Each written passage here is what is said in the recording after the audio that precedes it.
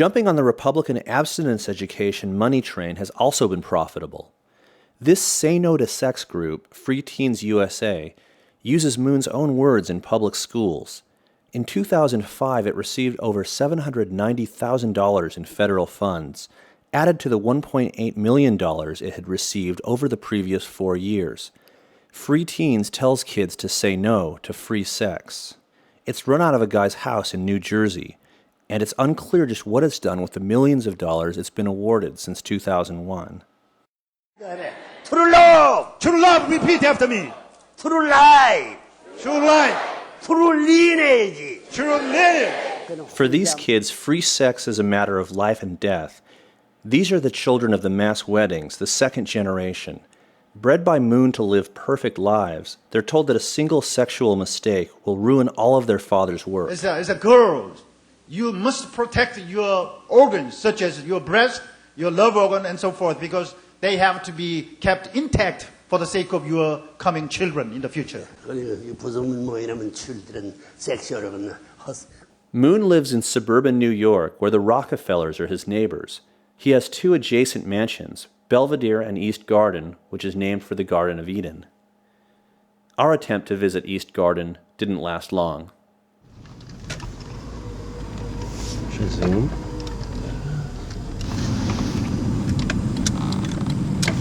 Turn that off for a minute. Right turn, is it? At the, excuse me. It's off. Farther north into the Catskills, we drove to Moon's Training Institute along the Hudson River. I'm here in upstate New York at the Unification Theological Seminary. It's an old Catholic monastery, actually, that the Reverend Moon bought. Had it converted. He had to have the cross removed from the steeple, and the Virgin Mary apparently got evicted. The idea was that it was distracting people from worshiping Moon instead of Jesus. And now you can come here and get your religion degree, although, frankly, it's kind of a little bit creepy.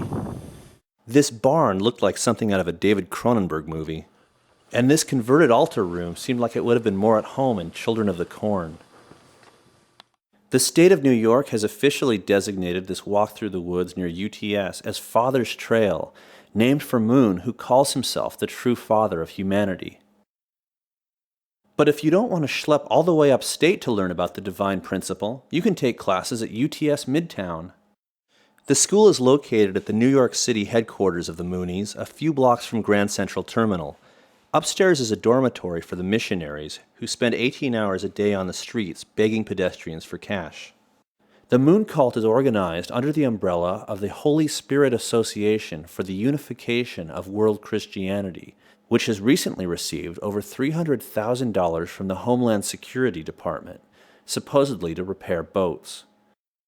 We went to Queens in search of the Reverend Moon's most amazing project, a company he founded for the express purpose of building a machine to talk to the dead. He calls it the World Research Institute for the Study of Technology, or WRIST.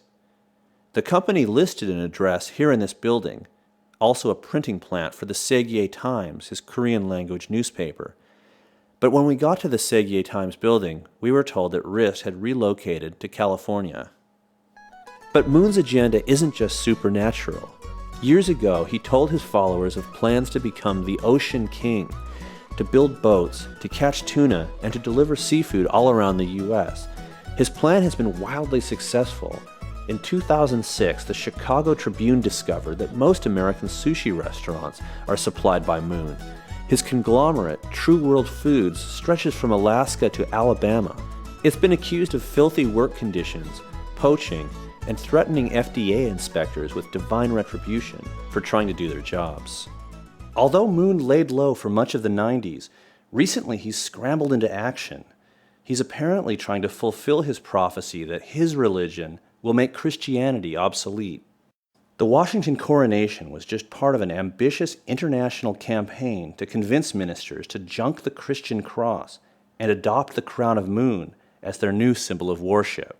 Here's what the Unification Church had to say about the Tear Down the Cross tour. In an historic speech in May 2002, Reverend Moon shared the painful heart of Jesus over his tragic rejection and persecution, and challenged Christian leaders to take the crosses down from their churches and unite the children of Abraham.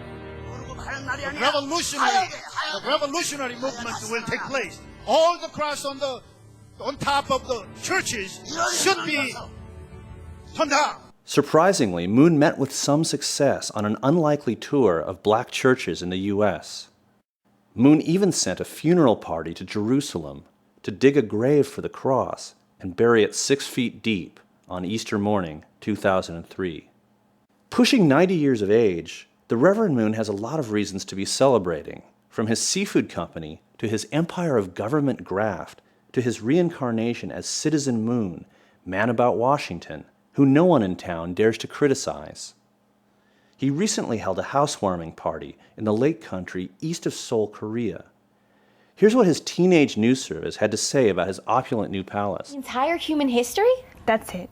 That's exactly what I'm saying. Ah, of course. We're talking about the glorious and victorious entrance into the original palace, June 13th, 2006. More than 25,000 people gathered a week prior to participate at the opening ceremony held on June 6th, which marked the end of an era and the final and ultimate completion of God's work of restoration through the Age of Light.